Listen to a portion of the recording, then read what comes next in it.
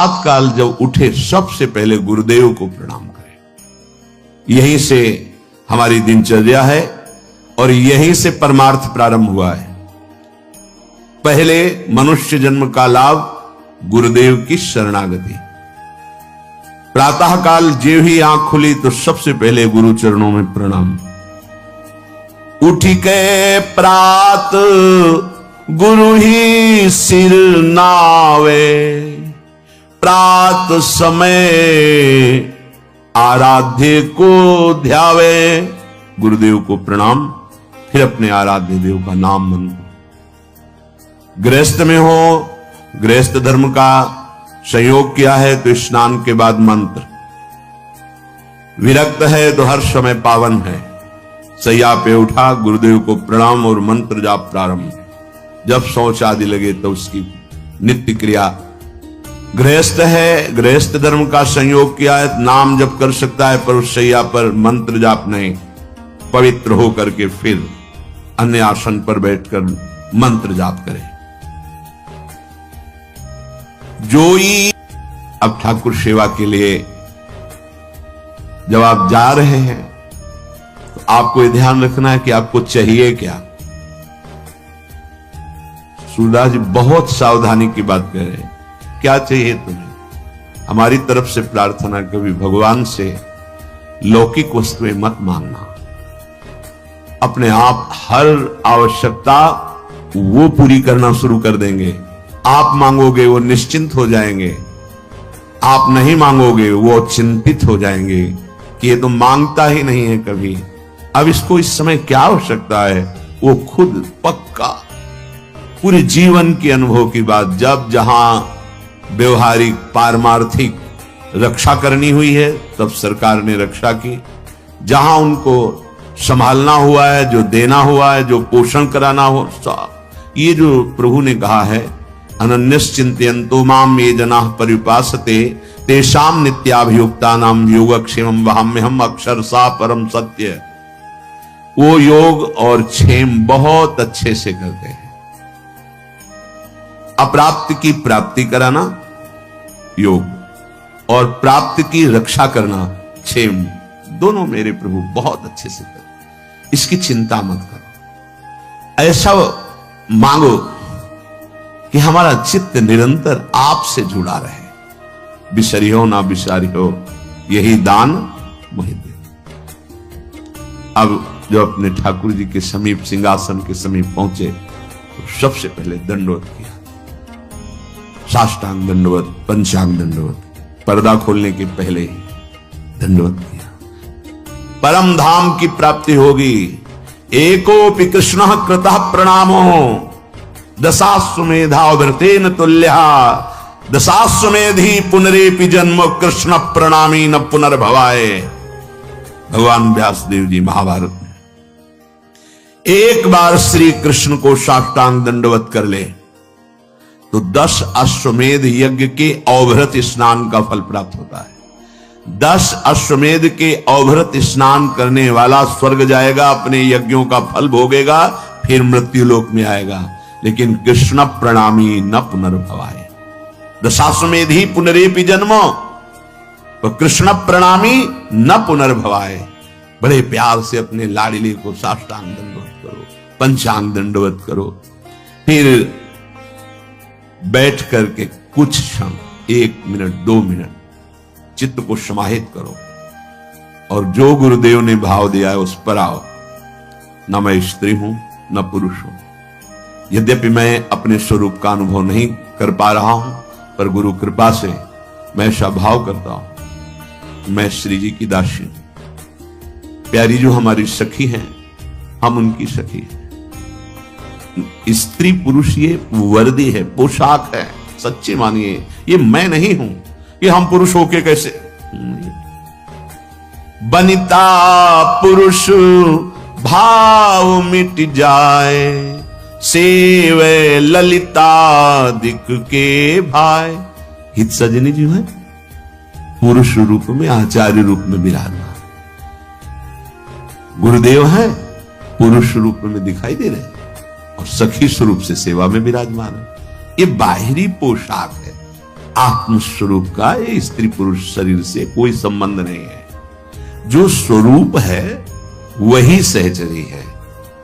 स्थूल शरीर, सूक्ष्म शरीर, कारण शरीर, तीनों शरीरों से परे यातना शरीर, देव शरीर, संकल्पित शरीर, इन सब से परे ये सच्चिदानंद बपू किशोरी जी का प्रतिबिंब रूप, मानो जैसे एक शीशे के महल में लाखों अपने रूप दिखाई, ऐसे किशोरी जी के लाखों प्रतिबिंब स्वरूप से चर्याएं और कोई नहीं। किशोरी मात्मानम इमी सुकुमारी नुकले, अपने को, अपनी आत्म स्वरूप को वो किशोरी रूप में अनुभव करता है गुरु प्रताप से। तो हम भावना करते हैं, अपनी तिलक रचना करते हैं, शरीर में जय मनाते हुए गुरुदेव के आचार्य की जो द्वादश तिलक है उनकी रचना रच के करते हैं। और उस समय हम भाव करते हैं कि हम श्री जी की दासी। अगर ऐसा पुरुषत्व भाव बहुत जोर का है तो हम प्रिया प्रीतम के दास हैं, ऐसा शुरू कर दो। हरिवंश बलिदासुरी तुम जो कंचन तनी, लाल मरकत मनी, उभय कल हंस, हरिवंश बलि दासुरी। दास भाव, मैं दास हूं प्रिया प्रीतम का, यहां से शुरू करो, आगे बड़ी की मात्रा लग जाएगी, वो स्थिति आ जाएगी। तिलक रचना करके अपने को एक क्षण भाव में पहले लाओ। अब मैं परिचर्या में जा रहे हो, अब किसकी परिचर्या में जा रहे हैं? तो सामने भाव करो, हमारे श्यामा श्याम विराजमान निज ठाकुर को ध्यान लगावे, ध्रुव प्रहलाद की पदवी पावे। बड़े बड़े महाभागवतों को जो पद मिला है, सुख मिला है, वो उस उपासक को सुख मिलता है। सेवा के पहले ध्यान करो, हम किसकी सेवा करने जा रहे हैं? गौर श्याम जी, अद्भुत जिनका सौंदर्य, अद्भुत प्रभाव, अद्भुत महिमा, मैं उनकी सेवा करने जा रहा हूं। ध्यान एकाग्र करे, ध्यान कहीं और पर्दा हटा रहे, सेवा बहुत सावधानी से। हम किनकी सेवा? श्यामा श्याम की सेवा। जिन हरि को चरणामृत लियो, वैकुंठ में अपनो घर कियो।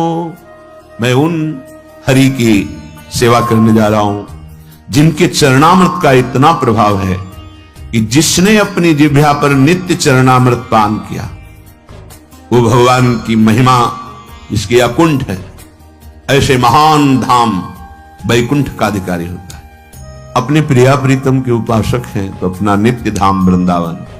एक चरणामृत नित्य पीने का फल है भगवान के नित्य धाम में वास मिल जाना। अकाल मृत्यु हरणम सर्वव्याधि विनाशनम, श्री कृष्ण पादोदकम पीत्वा पुनर्जन्म न विद्यते। विश्वास करो, ये शब्द मजाक में नहीं कहे गए हैं। जो रोज चरणामृत का पान करता है, नियम बना लो, जिह्वा आसक्त हो जाए चरणामृत में। संतों का चरणामृत, हरि का चरणामृत रोज हमारे पास होना चाहिए। हमारे ये परम संपत्ति है। अगर चरणामृत नहीं तो देखो, परम दानी है राधा वल्लभ लाल जी बिहारी जी, वहां जाकर आप मांगे, आपको चरणामृत मिल जाएगा। इतना ही चरणामृत मिल जाए, उसमें आप चाहे 100 लीटर जल मिला लीजिए, वो बराबर चरणामृत ही रहता है। रोज चरणामृत लीजिए। चरणामृत पीने वाले के अंदर ऐसी दुख सहने की सामर्थ्य आ जाती है। यद्यपि प्रारब्ध के अनुसार बड़े बड़े महापुरुषों ने भी दुख को स्वीकार किया है, पर वो दुखी नहीं हुए। वो अपना प्रभाव दिखा रहा है, पर चरणामृत अपना प्रभाव दिखा रहा है। देखो, महादेव जी भगवान का चरणामृत गंगा जी को सर पर धारण किए। हम कुछ चरणामृत पिए और अपने माथे पे से 1-2 बूंद जरूर डालें। आप देखो, ये वो है जो मोक्ष सुख को भी लघु कर दे। ये वो मार्ग है जो हरि आगे बाजित्र बजावे, 3 लोक रजधानी पावे। श्री जी का पर्दा हटाया, धीरे धीरे चरण चापे, भावना की युगल सरकार उठ रहे हैं, अब पद के द्वारा उठाया जा रहा है। जागो मोहन प्यारी राधा, हारमोनियम बज रही, मंजीरा धीरे से मृदु मृदंग बज रही। ये जो बाजे बजा रहे ना, ये त्रिभुवनपति की राजधानी को प्राप्त होंगे। जय जय वृंदावन रजधानी, जहां विराजत मोहन राजा श्री राधा महारानी। जय जय वृंदावन रजधानी, ये सदा सनातन इकरस जोरी, महिमा निगम न जानी। जय जय वृंदावन रजधानी। ये खिलवाड़ मत समझ लेना, ये जो आप हारमोनियम, संगीत, मृदंग आदि आप बजाते हैं प्रियालाल के सामने, केवल बजाते हैं ना, इसी से राजधानी की प्राप्ति हो जाएगी, वृंदावन राजधानी की। जो हरि आगे बाजित्र बजावे, तीन लोक राजधानी पावे। तीन लोकों के स्वामी प्रभु श्री हरि की और प्रियाजू की ये राजधानी है वृंदावन। जब आप हारमोनियम पे बैठे तो सबसे पहले उसको प्रणाम करें। आप मंजीरा उठाएं तो माथे से लगाएं। जो भी वाद्य है पहले उसे प्रणाम करें, क्योंकि ये प्रियालाल की सेवा में आए, सारा खेल भाव का है। पूज्य पंडित श्री गया प्रसाद जी महाराज बाबा जिस सोहनी से ठाकुर जी के वहां सोहनी करते थे, ठाकुर जी के भवन में, वो जब घिस जाती थी तो जैसे प्रिय का वियोग असह्य होता है, ऐसे माथे से लगाते, हृदय से लगाते। और आपने बहुत दिन हमारे ठाकुर सेवा में सहयोग दिया और उसे लेके जाते गिरिराज जी की तलहटी में रज खोद कर फिर अंदर विराजमान, पोछा लगाते, जिससे वो जब फट जाता तो आंखों से लगाते, माथे पे लगाते। आप हमारी श्री जी की सेवा में थे, फिर उसे गिरिराज जी की तरह भाव का सारा खेल। ये जो आप वाद्य बजा रहे हैं, इनको साधारण वाद्य मत समझिए, ये कुछ विशेष भजनानंदी वाद्य बने हुए हैं जो श्री जी के सामने बज रहे हैं। नहीं कहीं और भी बजते हैं, नहीं बजते। वाद्य तो वाद्य ही है, लेकिन ये वाद्य साधारण नहीं, इन्होंने पूर्व जन्म में भजन किया और ये वाद्य रूप हुए। सब जगह प्रभु विराजमान हैं, ये जड़ चेतन देखने का भेद है। ये आए हुए हैं हमारी श्री जी की सेवा में, मंजीर, मृदंग, हारमोनियम, ये जो भी, इनको प्रणाम करो। हमारे श्री राधा वल्लभ लाल जी के सामने जब समाज होती तो आप देखो मृदंग में पोशाक होगी, और पूजन जब होता है तो वाणी जी का पूजन, हारमोनियम, मंजीरा, मृदंग, सबको तिलक, सबका पूजन, सबको प्रणाम। बहुत सावधानी रखी जाती है कि उनमें चरण न छू जाएं, पैर न छू जाएं, क्योंकि श्री वहां भाव किया जाता है ये श्री जी की सखियां हैं। श्री जी को सुख प्रदान करने के लिए कोई मृदंग बनी हुई है, कोई मंजीर बनी हुई है, कोई वाद्य और वाद्य बने हुए हैं। जो हरि आगे बाजित्र बजावे, तीन लोक राजधानी पावे। अब हमें ध्यान पूर्वक सेवा करनी है। हम जो सेवा कर रहे हैं वही हमारा मन होना चाहिए। अगर मन सेवा में नहीं तो आप सुख का अनुभव नहीं कर सकते, फल तो मिलेगा ही, पर हमें अपना मन लगाना है। प्यारे जू को उत्थापन किया, विराजमान किया, मंगल भोग लगा रहे हैं, बिल्कुल भाव में है। मन समाहित कीजिए, 5 मिनट सेवा कीजिए, लेकिन एकाग्रता पूर्वक, प्यार पूर्वक कीजिए। हमारे यहां एक लाड़ शब्द है, अत्यंत दुलार, इसीलिए हमारे युगल सरकार को लाडली लाल। इनको दुलार से, इनको भाव चाहिए। वस्तुएं उतनी नहीं हो सकती जितना हम भाव कर सकते हैं। तो हमारे हृदय में ध्यान पूर्वक सेवा होनी चाहिए। जो जन हरि को ध्यान करावे, गर्भवास में कबहू न जावे। जैसे 4 लोग सेवा कर रहे हैं, ए भाई इधर उधर चित्त मत ले जाइए, आप जो सेवा कर रहे हैं उस पर एकाग्र होइए। अगर आप स्वयं एकाग्र होकर दूसरे को एकाग्र सेवा में करा रहे हैं, बोले वो कभी गर्भवास में नहीं जाएगा, माता के गर्भ में नहीं जाएगा।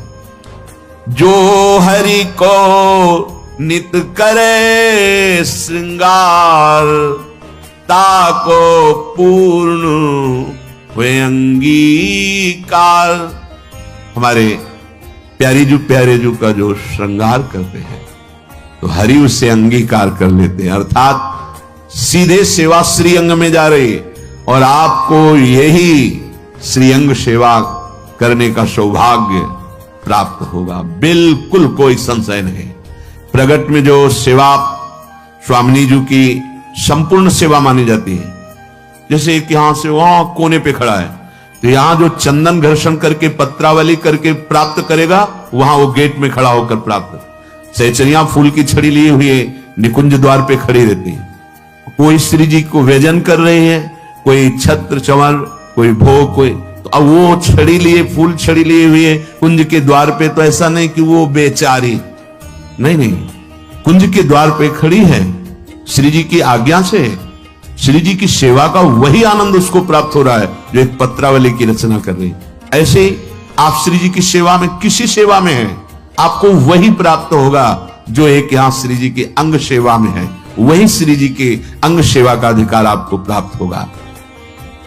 जो ठाकुर को दर्पण दिखावे, चंद्र सूरज ताको सिर नावे। जो श्रृंगार करके ऐसे दर्पण दिखाया जाता है, बोले इतना तेजमय उसका स्वरूप कि भगवान भुवन भास्कर, जिनको त्रिभुवन नमस्कार करता है, अर्घदान करता है, और अमृत वर्षा करने वाले चंद्रदेव भगवान, ये उसको सर नवाते हैं, नमस्कार करते हैं। क्योंकि हम प्रिया प्रीतम को जब दर्पण दिखाते हैं तो वही यहां हृदय में आके विराजमान हो जाएंगे। देखा पूज्य गुरुदेव भगवान को ऐसे दर्पण दिखा, ऐसे पुलक रहे हैं। भाव का सारा खेल होता है ना, जब अपनापन लाडली लाल से इतना हो जाता है कि हमारे प्राणों से भी अपनापन नहीं रहता, मदगत प्राणा, तब सुख का अनुभव होता है। फिर इसके बाद दर्पण ऐसे करके छाती से प्रारंभ में जानने, महाराज जी दर्पण को इसमें प्रतिबिंब आया था ना श्री जी का, हृदय में प्रिया प्रीतम प्रकाशित हो जाएंगे। बड़े बड़े लोकपाल सूर्य चंद्र आदि उसको नमस्कार करते हैं जो श्री जी को दर्पण दिखाता है। श्रृंगार हुआ, अब अलग अलग सबकी सेवा है, तो जो दर्पण दिखाता है, जो ठाकुर को दर्पण दिखावे, चंद्र सूरज ताको सिर नावे। जो ठाकुर को तुलसी धरावे, ताकि महिमा कहत न आवे। श्री जी के लिए नवीन नवीन कोमल तुलसी की मंजरी, तुलसी जी के पत्र, उनको पिरोकर माला रूप बनाकर श्री चरणों में अर्पित करना, या तुलसी दल अर्पित करना, या मंजरी अर्पित करना, जो ये सेवा कर रहा है, बोले वर्णन नहीं कर सकते कि उसको क्या मिलेगा। प्रभु उसके अधीन हो जाते हैं। देखो एक एक बात का कितना, आप संपूर्ण सेवा करते हो, आपको श्री जी मिलेंगे, इसमें कोई संशय, कोई संदेह। जो ठाकुर को तुलसी धरावे, ताकि महिमा कहत न आवे। श्रृंगार किया, तुलसी दल श्री चरणों में अर्पित किया, दर्पण दिखाया। ठाकुर को कीर्तन जो सुनावे, एक ये जो आप बैठ करके कीर्तन गाते हैं, आप निश्चित इसी कीर्तन मात्र से श्री जी के समीप पहुंच जाएंगे और आपको सुनाने की सेवा मिलेगी। श्री जी का जस, श्री जी की महिमा, तो दोनों लाडले मुस्कुरा रहे हैं, वहां भी यहां भी, यहां वहां एक ही बात है। नाम बाणी जहां श्याम श्यामा तहां, नाम बाणी सुनत श्याम श्यामा नहीं। नाम का कीर्तन कर रहे हैं या वाणी जी का कीर्तन कर रहे हैं। ठाकुर को कीर्तन जो सुनावे, आप कीर्तन करें तो आपके अंदर भाव होना चाहिए प्रिया प्रीतम को सुनाने के लिए। किसी और के रिझाने की भावना यदि हुई और कुछ मांग आदि किसी से, वो एक अलग मार्ग हो गया। ये सीधे श्रीअंग सेवा प्राप्त करने का मार्ग प्रिया प्रीतम के समीप। ठाकुर को कीर्तन जो सुनावे, ताको ठाकुर निकट बुलावे। वहां भी कीर्तन सुनाने को मिलेगा, श्री जी का जस गाने को मिलेगा। युगल सरकार मुस्कुराते हैं, बुला करके हृदय से लगाते हैं, अपने गले की माला पहनाते हैं। सुंदर प्रसादी पान की भीड़ निहाल, हर समय महान प्रेम का आनंद उफान मारता रहता है। उनकी रूप माधुरी, उनकी कृपा। हरि मंदिर में जो दीपक करे, अंधकूप में कबहू न परे। अपने प्रभु को श्रृंगारित किया, सुंदर कलश, उसके ऊपर दीपक, जो दीपक सजा के कभी वो अंधकूप संसार में दोबारा जन्म नहीं लेता। उसके अंदर सुंदर प्रेम का दीप प्रकाशित हो जाता है। प्रेम का ऐसा प्रकाश प्रिया प्रीतम के समीप पहुंचा देता है। जो ठाकुर की सैया बिछावे, निज पदवी लहे दास कहावे। तो बिहारी जी के सामने जो ब्रजवासी डलिया लगाते हैं, तो रात्रि के समय उनसे याचना करते, तो कोई 2 फूल ले दिए गुलाब के, कोई 4 फूल राय बेल के, ऐसे सबसे मांगा, थोड़े फूल हो गए और अपनी श्री जी के लिए ऐसे कितना सुख मिलता है। वो ऐसे पंखुड़ी करके और भाव में कि श्री जी मुझ अधम के पास आपको सुख देने के लिए आप अपनी कृपा से प्रसन्न हो जाइए, आप विराजिए। शयन की सैया 4 फूल मिले उसी के से आप भी कर सकते हैं। अगर जैसे इस समय सर्दी का समय, छोटा सा कोई टुकड़ा ही अगर कंबल का हम बिछा देते हैं और भावना करते हैं, छोटी छोटी तकिया विराजमान, सैया मेरे प्रिया प्रीतम विराजमान शयन करा रहे हैं, हमारे आराध्य देव इस पे शयन करें। प्रभु को भाव चाहिए। भाव बहुत कीमती वस्तु है। क्रियाएं हो रही हैं, भाव नहीं तो आपको सुख नहीं मिलेगा। यद्यपि प्रभु तो क्रिया स्वीकार ही करते हैं, पर भाव से जो होता है फिर जो सुख मिलता है उसका वर्णन नहीं। ठाकुर की जो सेज बिछावे, निज पदवी लही दास कहावे। यहां सेज बिछाइए तो आपको कुछ भाव जब बनेगा तो फिर आप देखने लगेंगे कि सैया में प्रभु विराजमान। एक बार जयमल जी का नाम था, वो ठाकुर जी को शयन करा करके अपने ऊपर महल में गए, खिड़कियां खोली, हवा आ रही आराम से। बड़ा हृदय चुभा कि हम तो महल के ऊपर ऐसे सुंदर हवा और ठाकुर जी को ऐसी जगह शयन करा, एक महल बनाया अपने महल के बराबर और ऊंचा, और कोई सीढ़ी नहीं, बाहर से सीढ़ी लगा करके महल में चढ़ करके वहां सैया की रचना से प्रिया प्रीतम शयन करें भाव, और सब खिड़की ऐसे सुंदर खुली, जाली लगी और सीढ़ी हटा ले, कोई नहीं जाएगा वहां, कोई नहीं जा सकता, ऐसे महल की रचना। उनकी जो पत्नी थी उन्होंने देखा कि रात्रि में सीढ़ी से चढ़ के जाते हैं और कुछ समय बाद आते हैं, किसी को जाने नहीं देते, कड़ा पहरा है, तो है क्या ऐसा है, कौन ऐसा है जिससे इतना एकांत में मिलते हैं। वो उनकी भावदशा को नहीं समझ पा रहे।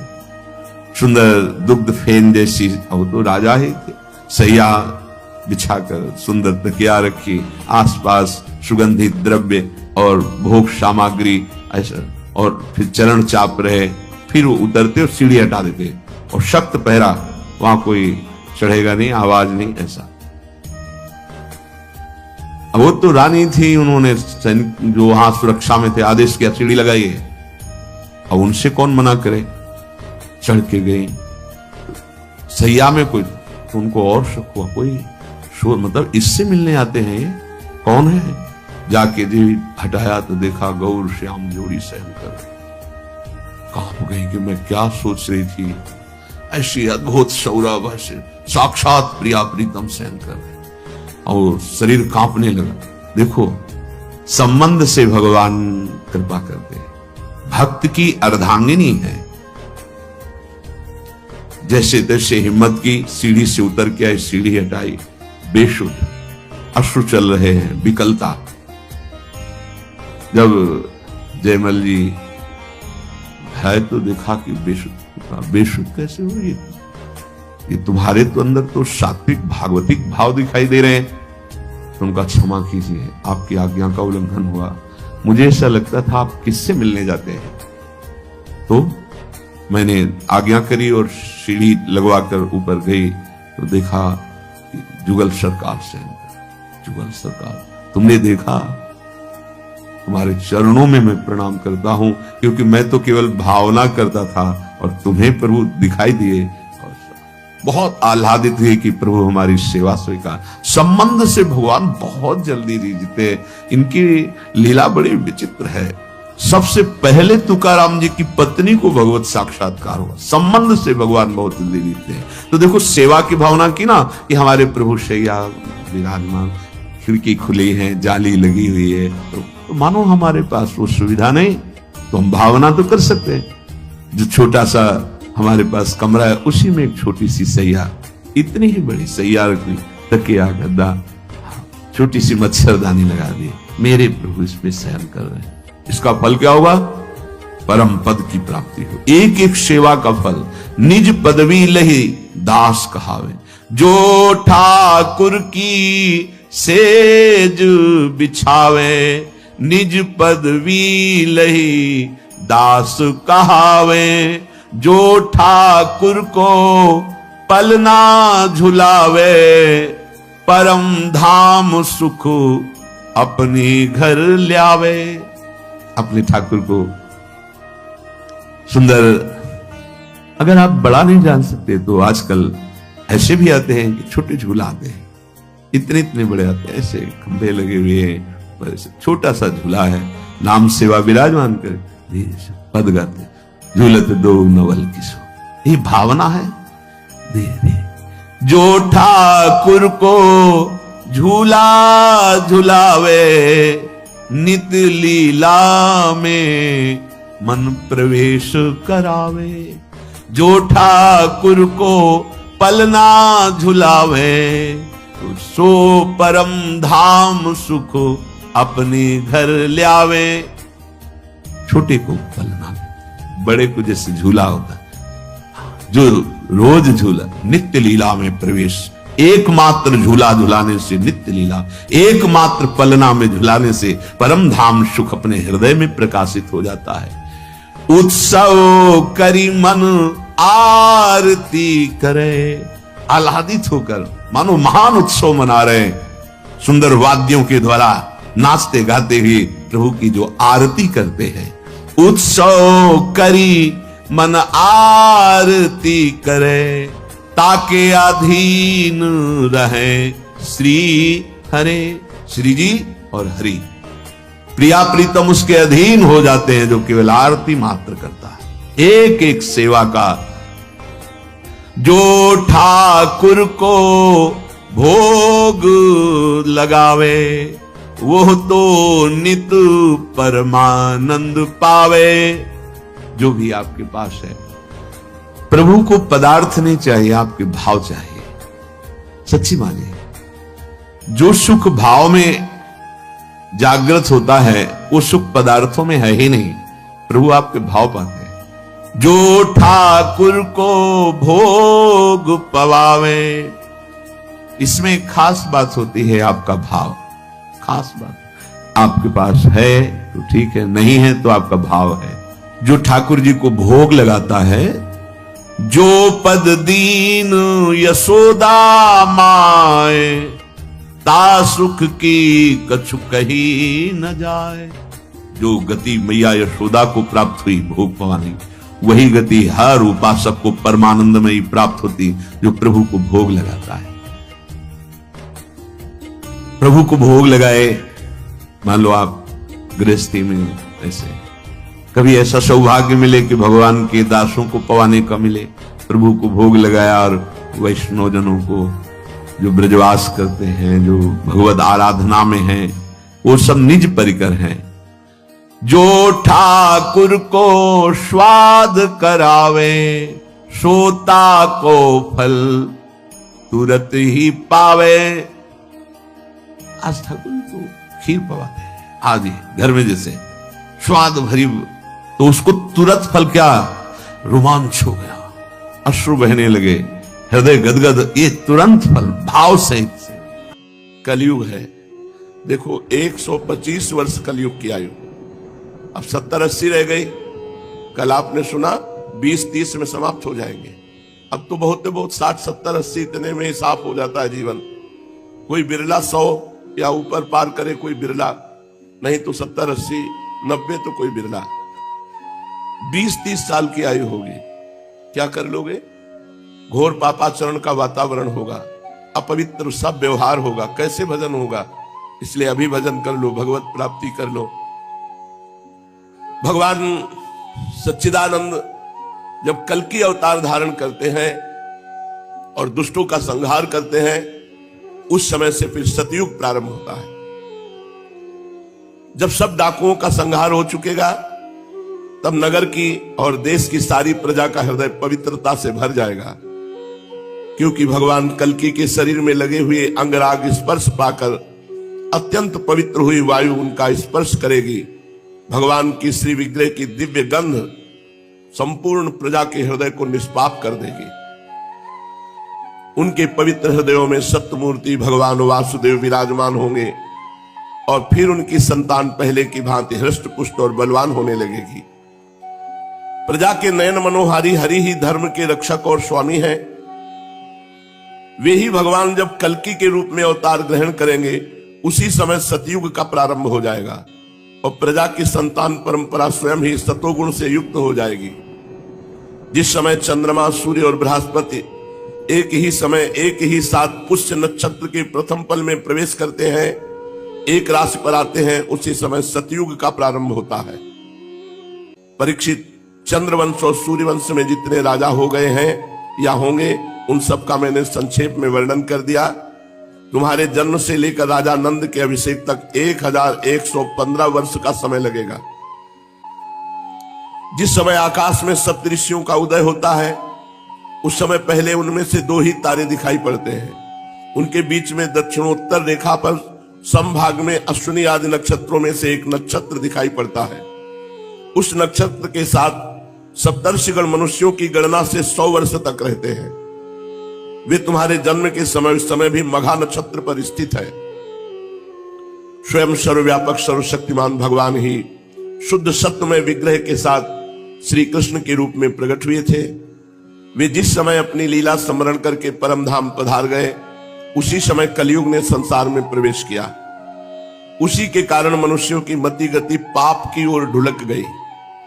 जब लक्ष्मीपति भगवान श्री कृष्ण अपने चरण कमलों से इस पृथ्वी का स्पर्श करते, तब कलयुग की ताकत नहीं थी कि वो यहां प्रवेश करता। जब भगवान अंतर्धान हो गए, तब कलयुग का प्रवेश हुआ। परीक्षित, जिस समय सप्तऋषि मघा नक्षत्र पर विचरण करते रहते हैं, उसी समय कलयुग का प्रारंभ होता है। कलयुग की आयु देवताओं के वर्ष गणना से 1200 वर्षों की और मनुष्यों के गणना के अनुसार 4,32,000 वर्ष की। जिस समय सप्तऋषि मघा से चलकर पूर्वाषाढ़ा नक्षत्र में जा चुके होंगे, उस समय राजा नंद का राज्य रहेगा। तभी से कलयुग की वृद्धि शुरू होगी। पुरातत्ववेत्ता ऐतिहासिक विद्वानों का कहना है कि जिस दिन भगवान श्री कृष्ण ने अपने परम धाम को प्रयाण किया, उसी दिन उसी समय कलयुग का प्रारंभ हो गया।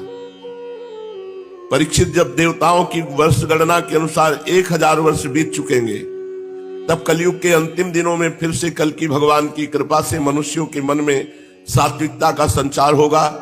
लोग अपने वास्तविक स्वरूप को जान सकेंगे और तभी से सतयुग प्रारंभ भी होगा। परीक्षित, मैंने तो तुमसे केवल मनुवंश का सो भी संक्षेप में वर्णन किया है। जैसे मनुवंश की गणना होती है, वैसे ही प्रत्येक युग में ब्राह्मण, वैश्य और शूद्रों की भी वंश परंपरा समझनी चाहिए। राजन, जिन पुरुषों और महात्माओं का वर्णन मैंने तुमसे किया, अब केवल नाम से ही उनकी पहचान होती है। अब वे नहीं रहे, केवल उनकी कथा रह गई। अब उनकी कीर्ति ही पृथ्वी पर जहां तहां सुनने को मिलती है। भीष्म पितामह के पिता राजा शांतनु के भाई देवापी और इक्ष्वाकुवंशी मरु इस समय कलाप ग्राम में स्थित हैं। वे बहुत बड़े योग बल से युक्त है।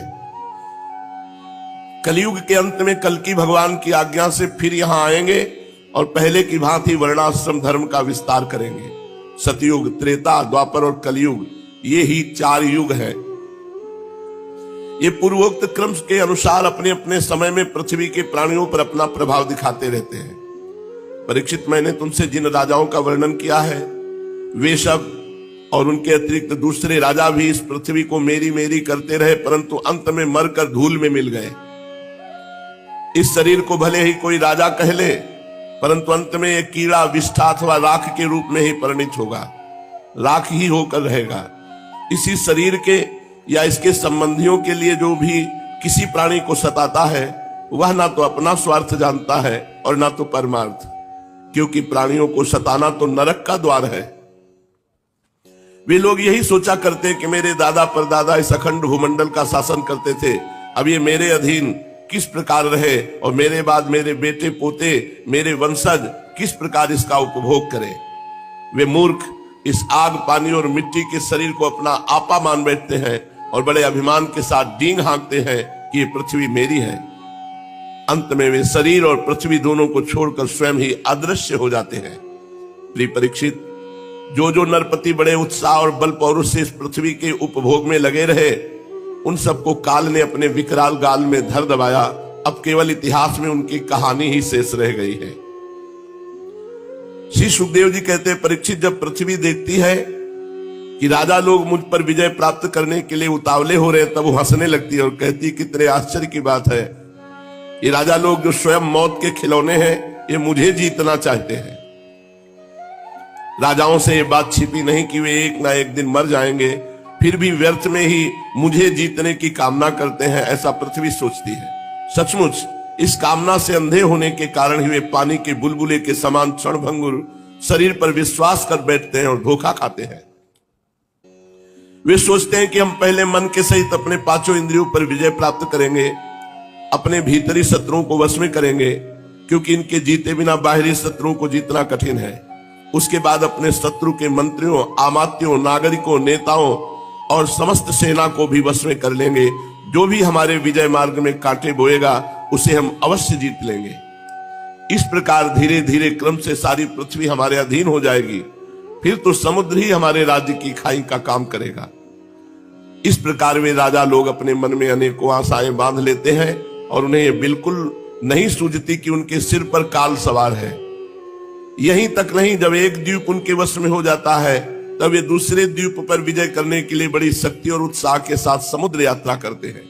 अपने मन को, इंद्रियों को वश में करके लोग मुक्ति प्राप्त करते हैं, परंतु ये लोग उनको वश में करके थोड़ा सा भूभाग ही प्राप्त करते हैं। इतने परिश्रम और आत्म संयम का ये कितना तुच्छ फल है।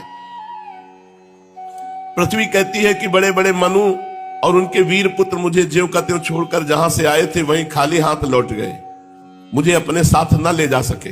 अब ये मूर्ख राजा मुझे युद्ध में जीतकर वश में करना चाहते हैं।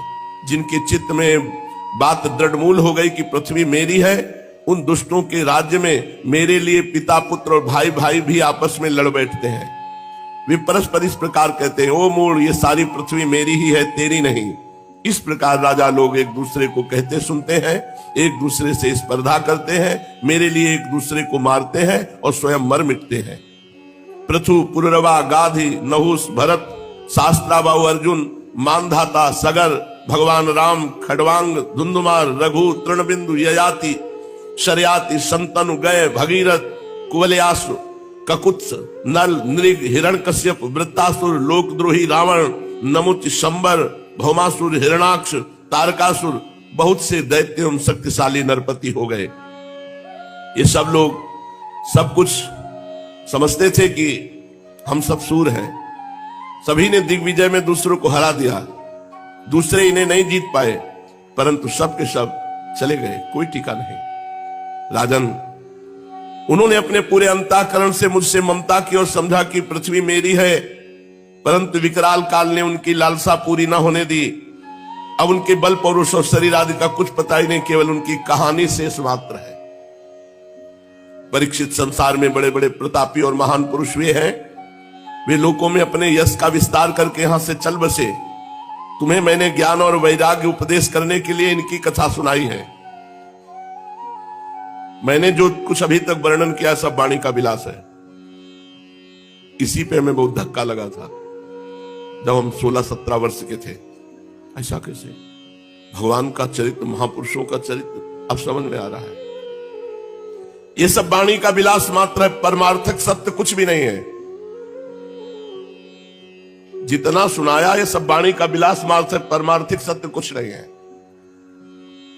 इस पे काफी देर हम परेशान हुए थे। बस भगवान श्री कृष्ण का गुणानुवाद समस्त मंगलों का नाश करने वाला है। बड़े बड़े महात्मा उसी का गान करते रहते हैं। जो भगवान श्री कृष्ण के चरणों में अनन्य प्रेममयी भक्ति की लालसा रखता हो, उसे नित्य निरंतर भगवान के दिव्य गुणानुवाद का ही श्रवण करते रहना चाहिए। राजा परीक्षित ने पूछा, भगवान मुझे तो कलयुग में राशि राशि दोष ही दिखाई दे रहे हैं। उस समय लोग किस उपाय से उन दोषों का नाश करेंगे? इसके अतिरिक्त युगों का स्वरूप, उनके धर्म, कल्प की स्थिति और प्रलय काल के मान एवं सर्वव्यापक सर्वशक्तिमान भगवान के काल रूप का भी यथावत वर्णन कीजिए। श्री सुखदेव जी कहते, परीक्षित, सतयुग में धर्म के 4 चरण होते हैं। वे चरण हैं सत्य, दया, तप और दान। उस समय लोग पूरी निष्ठा के साथ अपने अपने धर्म का पालन करते हैं। धर्म स्वयं भगवान का स्वरूप है। सतयुग के लोग बड़े संतोषी और दयालु होते हैं। वे सबसे मित्रता का व्यवहार करते और शांत रहते हैं। इंद्रियां और मन उनके वश में रहते हैं। सुख और दुख आदि द्वंद्वों को समान भाव से सहन करते हैं।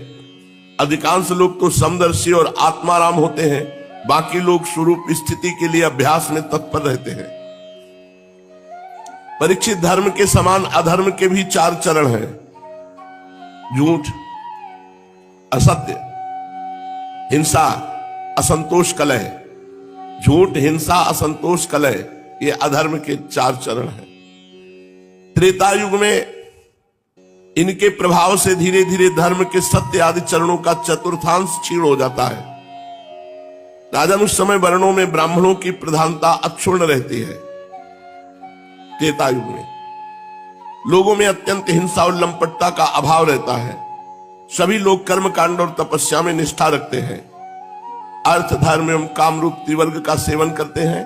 अधिकांश लोग कर्म प्रतिपादक, वेदों के पारदर्शी विद्वान होते हैं। द्वापर में हिंसा, असंतोष, झूठ और द्वेष, अधर्म के इन चरणों की वृद्धि होती है। इनके कारण धर्म के 4 चरण तपस्या, सत्य, दया और दान ये आधे आधे क्षीण हो जाते हैं। उस समय के लोग बड़े यशस्वी, कर्मकांडी, वेदों के अध्ययन अध्यापन में बड़े तत्पर होते हैं। लोगों के कुटुंब बड़े बड़े होते हैं। प्राय लोग धनाढ्य और सुखी होते हैं। द्वापर में उस समय वर्णों में क्षत्रिय और ब्राह्मण 2 वर्णों की प्रधानता रहती है।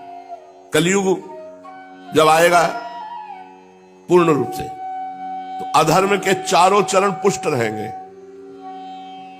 असत्य, हिंसा, असंतोष, कलह, और धर्म 4 चरण क्षीण हो जाता है। जो धर्म के 4 चरण हैं वो क्षीण हो जाते हैं। सत्य, तपस्या, जो धर्म के स्वरूप है, दान, ये सब क्षीण हो जाते हैं। क्योंकि भगवत विमुखता छा जाती है। जिसको देखो केवल धन कमाना, भोग भोगना। भगवत विमुखता इतनी बढ़ जाती है कि सत्य, दया, तपस्या और दान ये 4 के 4 अंतर्ध्यान हो जाते हैं। कलयुग में अधर्म 4 चरणों से बढ़ जाता है। पूरा का पूरा अधर्म प्रवृत्ति। धर्म का आश्रय कोई बिरला लेगा कि धर्म कहता है ऐसे चलो, ऐसे को केवल पेट भरो, भोग भोगो, रुपया कमाओ। कलयुग में सभी लोग लोभी, अधिकांश लोग लोभी, दुराचारी, कठोर हृदय वाले होंगे। झूठ बोलना कोई अपराध नहीं माना जाएगा कलयुग में। देखो सब झूठ बोल रहे हैं। झूठ बोलना बहुत बड़ा नहीं, असत्य संपातक पुंजा, ये असत्य पहला चरण अधर्म का है। पर झूठ बोलने बड़ी बढ़िया सजा के झूठ बोला जाता है। झूठ मूठ एक दूसरे से वैर मोल ले लेते हैं, लालसा तृष्णा की तरंगों में बहते रहते हैं। सभी प्राणियों में 3 गुण होते हैं, सत्वगुण, रजोगुण, तमोगुण। काल की प्रेरणा से समय समय पर शरीर, प्राण और मन में उनका ह्रास और विकास भी हुआ करता है। जिस समय मन, बुद्धि और इंद्रियां सत्वगुण में स्थित होकर अपना अपना काम करने लगती हैं, उस समय सतयुग समझना चाहिए। सत्वगुण की प्रधानता के समय मनुष्य ज्ञान और तपस्या से अधिक प्रेम करने लगता है। जिस समय मनुष्यों की प्रवृत्ति और रुचि धर्म, अर्थ और लौकिक पारलौकिक सुख भोगों की ओर होती है तथा शरीर, मन एवं इंद्रियां रजोगुण में स्थित होकर काम करने लगती हैं, बुद्धिमान परीक्षित समझना चाहिए कि उस समय त्रेता युग अपना काम कर रहा है। जिस समय लोभ, असंतोष, अभिमान, दंभ और मत्सर आदि दोषों का बोलबाला हो और मनुष्य बड़े उत्साह रुचि के साथ सकाम कर्मों में लगना चाहे, उस समय द्वापर युग समझना चाहिए। अवश्य रजोगुण और तमोगुण की मिश्रित प्रधान स्थिति का नाम द्वापर है। और जिस समय झूठ पे झूठ, कपट पे कपट, तंद्रा, निद्रा, हिंसा, विषाद, शोक, मोह, भय, दीनता की प्रधानता, उस समय तमोगुण प्रधान कलयुग समझना चाहिए। जब कलयुग का राज्य होता है तब लोगों की दृष्टि नीच हो जाती है, भ्रष्ट हो जाती है, क्षुद्र हो जाती है। अधिकांश लोग अत्यंत निर्धन, सबकी भूख बढ़ जाती है, भोगों की, खान पान की। भाग्य बहुत मंद होता है, चित्त में कामनाएं होती हैं बड़ी बड़ी। सारे देश में गांव गांव में लुटेरों की प्रधानता और प्रचुरता हो जाएगी। कोई सच्चे मार्ग का पथिक साधु नहीं रहेगा, पाखंड मार्ग, जो मन भाया। पाखंडी लोग अपने नए नए मत चलाएंगे, मनमाने ढंग से शास्त्रों वेदों का तात्पर्य निकालने लगते हैं और उन्होंने शास्त्रों को कलंकित कर दिया। दंभी पाखंडियों का बोलबाला होगा कलयुग में। रसेंद्री और जनेंद्री को तृप्त करने में ही लगे रहेंगे। कोई ब्रह्मचारी नहीं रहेगा, सब अपवित्र आचरण वाले। गृहस्थ दूसरों को भिक्षा देने के बदले स्वयं भीख मांगने लगेंगे। वानप्रस्थी गांवों में बसने लगेंगे। सन्यासी धनी होंगे, धन के लोभी होंगे। अर्थ पिशाच हो जाएंगे। स्त्रियों का आकार तो छोटा होने लगेगा पर उनकी भूख बढ़ने लगेगी। संतानें बहुत अधिक होंगी और कुल मर्यादा, पवित्रता का, लाज हया का नाश करके वो अपवित्र आचरण करेंगी। मुंह से कड़वी बात बोलेंगी, चोरी करने में प्रवीण होंगी, कपट करने में बड़ी निपुण होंगी। उनका साहस होगा बहुत बड़ा। व्यापारियों के हृदय अत्यंत क्षुद्र हो जाएंगे। कौड़ी कौड़ी से लिपटे रहते छदाम छदाम के लिए धोखाधड़ी करने लगेंगे। और तो क्या, आपत्ति काल न होने पर भी, धनी होने पर भी निम्न श्रेणी का व्यापार करेंगे। जिनकी संत पुरुष निंदा करते हैं, ऐसे उपायों से वो धन कमाएंगे। ठीक समझने और अपनाने में बुद्धि काम नहीं करेगी। कलयुग में स्वामी चाहे जितना सर्वश्रेष्ठ हो, जब सेवक लोग देखते हैं कि इसके पास धन दौलत नहीं रही तो उसे छोड़कर भाग जाते हैं। सेवक चाहे कितना ही पुराना क्यों न हो, परंतु जब उस पर विपत्ति पड़ेगी तो स्वामी उसे छोड़ देंगे। कलयुग का प्रभाव। और तो क्या, प्रिय परीक्षित, कलयुग के मनुष्य बड़े ही लंपट हो जाएंगे। वे अपनी काम वासना को तृप्त करने के लिए ही किसी से प्यार का नाटक करेंगे। देखो पहले से शास्त्रों में सब लिखा है। वे विषय वासना के वशीभूत होकर इतने दीन हो जाएंगे कि अपनी वासना पूर्ति के लिए माता पिता, भाई बंधु और मित्रों को भी नहीं छोड़ेंगे।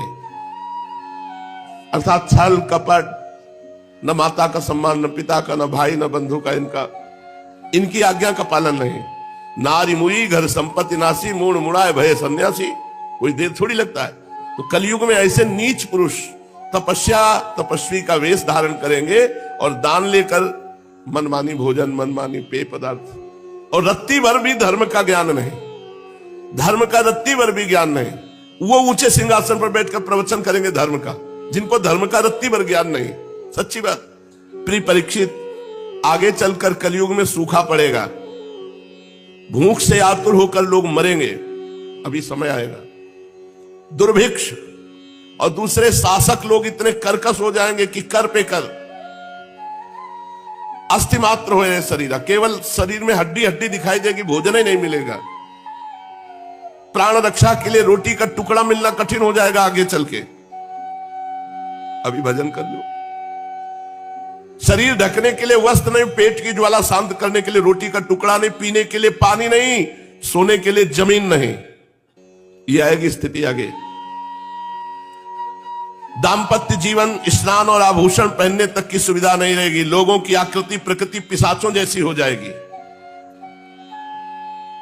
कलयुग में अधिक धन की तो बात क्या, चंद रुपयों के लिए भाई भाई में विरोध हो जाएगा, मारपीट हो जाएगी, जान से मार डालेंगे। बहुत दिनों का सद्भाव और मित्रता को तिलांजलि दे देंगे। इतना ही नहीं, दमड़ी दमड़ी के लिए अपने संबंधियों की हत्या कर डालेंगे। परीक्षित, कलयुग के क्षुद्र प्राणी केवल काम वासना की पूर्ति और पेट भरने की धुन में ही लगे रहेंगे। पुत्र अपने बूढ़े मां बाप की रक्षा पालन पोषण नहीं करेंगे, उन्हें उपेक्षा करके घर से निकाल देंगे। ये आगे शुरू हो चुका है, आगे विशाल रूप में आएगा। कौन बूढ़े बालों की सेवा करे, निकाल दिया घर से। पिता अपने निपुण से निपुण सब कामों में योग्य पुत्रों की परवाह न करेंगे।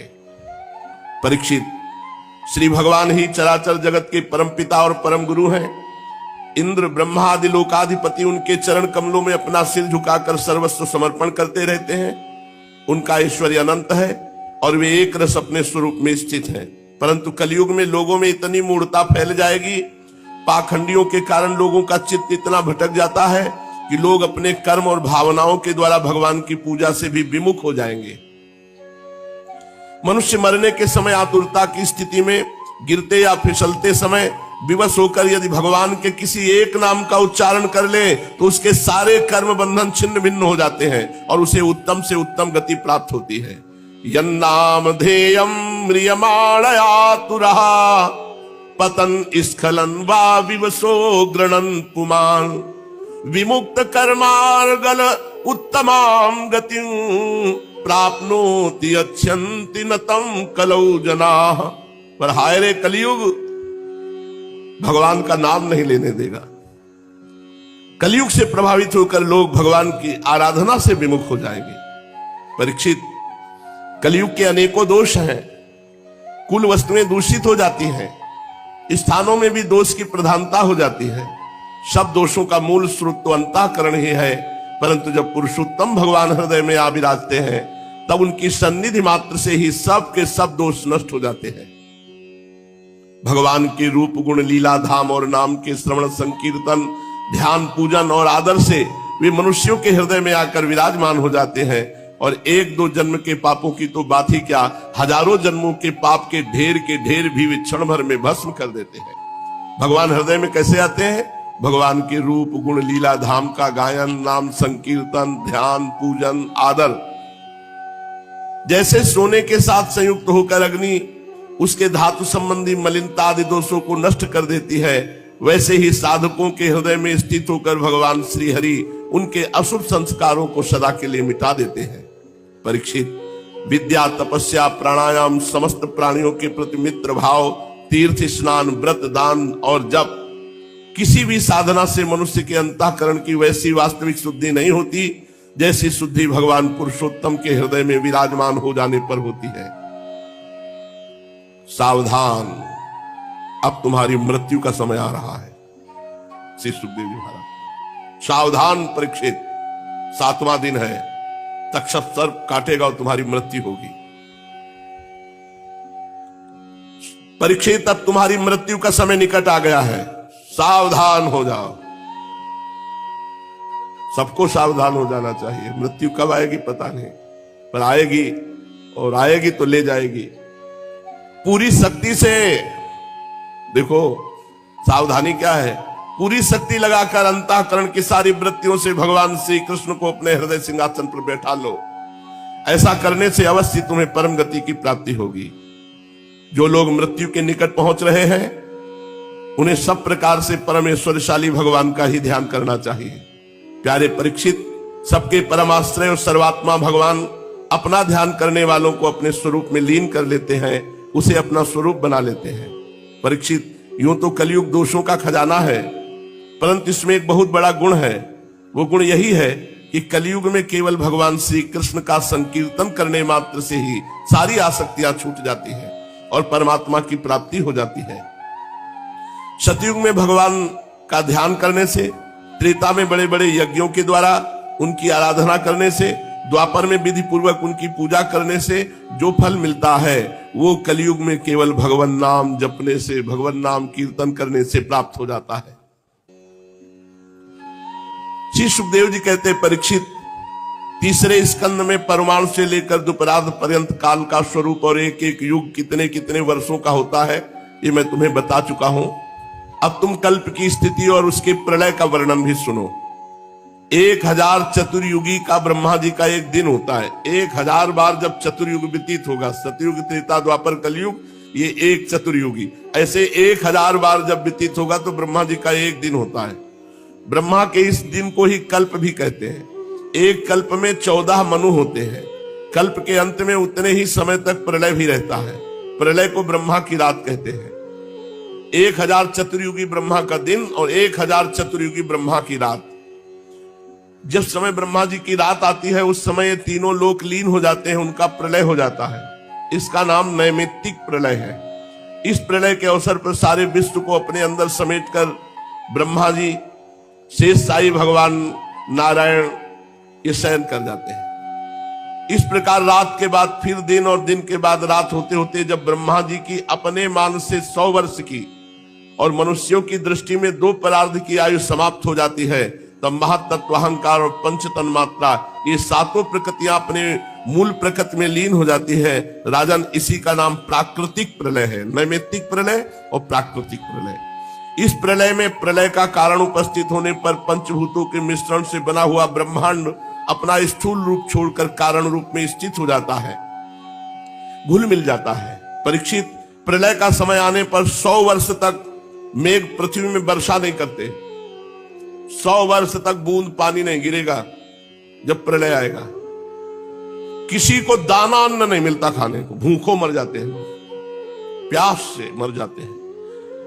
इतनी प्रजा भूख से पागल हो जाती है कि वो एक दूसरे के शरीरों को खाने लगती है। भूख प्यास से इतना पागल हो जाते हैं लोग कि जो मिलता है, मनुष्य, लड़का, बच्चा, सब खाना शुरू कर देते हैं। देख लो, भजन कर लो, नहीं ऐसे समय में फंसेगे तो सब तुम्हें मूली की तरह खा जाएंगे। भजन कर लो, अभी आगे आने वाला है सब समय। काल के उपद्रव से पीड़ित होकर धीरे धीरे प्रजा मरने लगती है, क्षीण हो जाती है। फिर प्रलयकालीन सांबर तक सूर्य अपनी प्रचंड किरणों से समुद्र और प्राणियों के शरीर और पृथ्वी का सारा रस खींच लेते हैं, एक बूंद पानी नहीं कहीं। फिर वर्षा नहीं होती। 100 वर्ष तक केवल प्रचंड अग्नि बरसाने वाले सूर्य का ताप, कहीं एक अन्न नहीं, एक चुल्लू पानी नहीं। फिर उस 100 वर्ष के बाद संकर्षण भगवान के मुख से, शेष जी से अग्नि प्रकट होती है, सांबर तक अग्नि।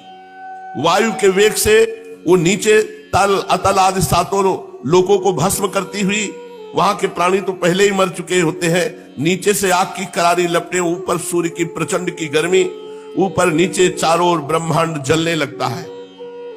ऐसा जान पड़ता है मानो गोबर का उपला जलकर अंगारे के रूप में दहक रहा हो। इसके बाद प्रलयकालीन अत्यंत प्रचंड सामर्थक वायु सैकड़ों वर्षों तक चलती रहती है। 100 वर्ष तक सूखा, फिर 100 वर्ष तक वायु, फिर 100 वर्ष तक अग्नि की वर्षा, कुछ नहीं बचेगा। आकाश धुएं और धूल से भर जाता है।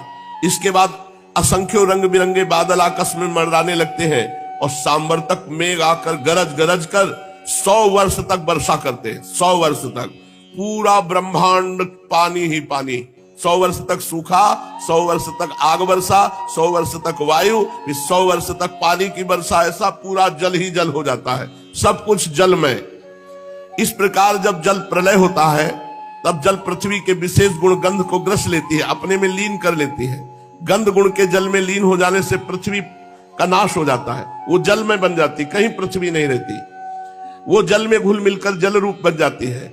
राजन, इसके बाद जल के गुण रस को तेजस तत्व ग्रस लेता है, तब जल नीरस होकर अग्नि स्वरूप हो जाता है। तदनंतर वायु तेज के गुण रूप को ग्रस लेता है, तो तेज रूप रहित होकर वायु रूप हो जाता है। अब आकाश वायु के गुण स्पर्श को अपने में मिला लेता है, तो वायु खत्म होकर आकाश हो जाती है, शांत आकाश। इसके बाद तामस अहंकार आकाश के गुण शब्द को ग्रस लेता है, आकाश शब्दहीन होकर तामस अहंकार में लीन हो जाता है।